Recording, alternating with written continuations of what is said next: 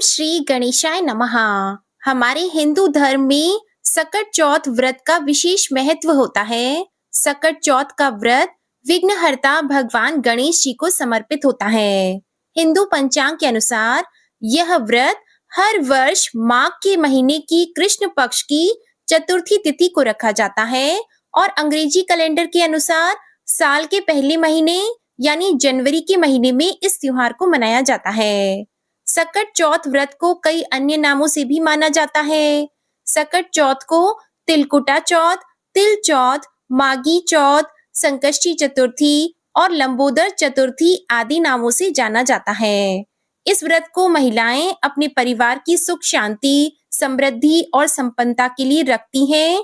विघ्नहर्ता भगवान श्री गणेश की कृपा पाने के लिए भी इस व्रत को रखा जाता है। चतुर्थी तिथि जैसा कि भगवान गणेश जी को समर्पित होती है और सकट चौथ के दिन तिलों का विशेष महत्व होता है। इस दिन विघ्नहर्ता भगवान श्री गणेश को तिल और गुड़ का भोग लगाकर प्रसाद के रूप में ग्रहण किया जाता है। चतुर्थी तिथि के दिन सुबह जल्दी उठकर सूर्योदय से पहले स्नान करके भगवान गणेश जी की पूजा की जाती है।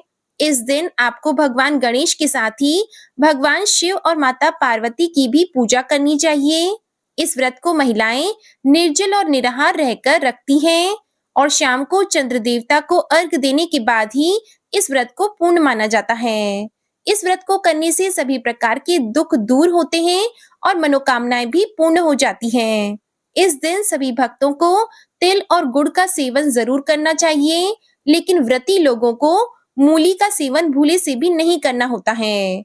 आज के दिन दान में तिल, गुड़ और गर्म वस्त्रों का दान करना बहुत ही शुभ होता है। तो अब जानिए साल 2025 में सकट चौथ व्रत कब है, इस व्रत को कब रखना है, व्रत पारण का मुहूर्त क्या रहेगा और इस दिन के शुभ मुहूर्त और चंद्रोदय के समय के बारे में। तो साल 2025 में 17 जनवरी दिन शुक्रवार को इस बार सकट चौथ यानी कि संकष्टी चतुर्थी है। इसी दिन सकट चौथ का व्रत रखा जाएगा। व्रत सुबह से लेकर रात को चंद्रोदय तक रहता है।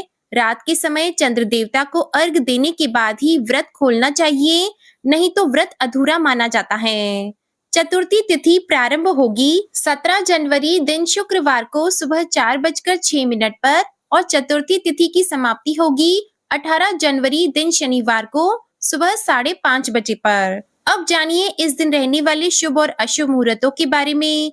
तो शुक्रवार के दिन सूर्योदय होगा सुबह 7:14 पर, सूर्यास्त होगा शाम 5:59 पर। इस दिन ब्रह्म मुहूर्त का समय रहेगा सुबह 5:37 से सुबह 6:25 तक।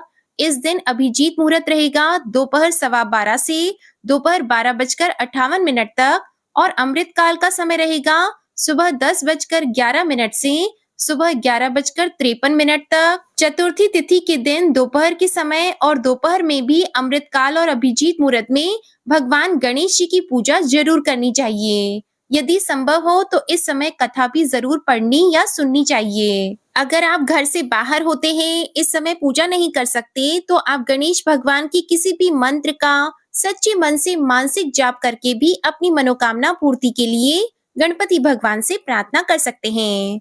ऐसा करने से भी आपकी मनोकामना पूर्ण हो जाएगी और आपके जीवन में जो भी दुख हैं, वे श्री गणेश भगवान की कृपा से दूर हो जाएंगे। सकट चौथ के दिन चंद्रोदय का समय रहेगा रात 9:18। ऐसे में रात को चंद्र देवता को अर्घ देने का यही समय रहेगा। इस समय के बाद से आप कभी भी अपना उपवास खोल सकते हैं।